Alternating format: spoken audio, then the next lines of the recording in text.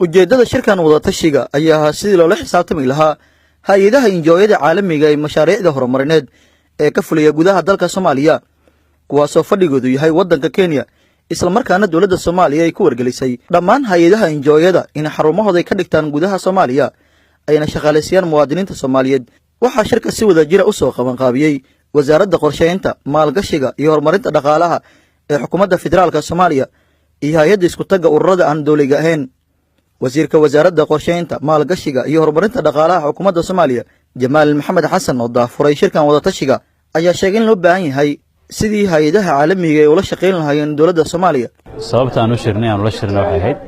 in aan u sheegno in dawladda Soomaaliya ay rabto hay'adaha caalamiga internationalka ee ka shaqeeya mashaariicda Soomaaliya inay Soomaaliya joogaan wadan degan yihiin shaqaale Soomaaliya qortaan cashuur bixiyaan xarumahooda wadanka hado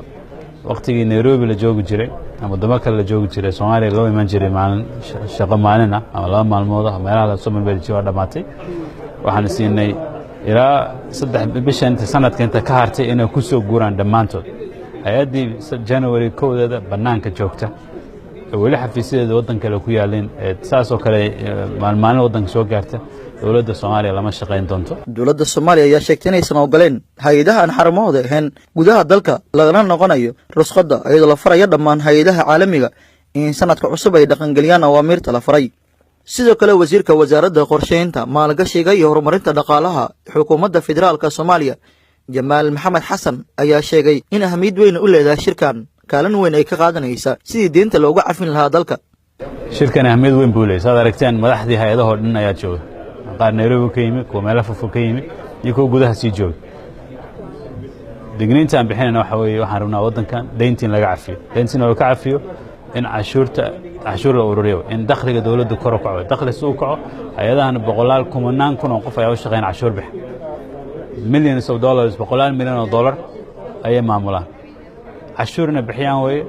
dadka Soomaaliyeed dhalinyarada bilaa shaqada inay shaqo ka helaan way sidaa daraadeed waxaan u baahanahay inay joogaan Soomaaliya inay guriga kareystaan baabuur kareystaan dadka shaqaaleysiiyaan cashuur bixiyaan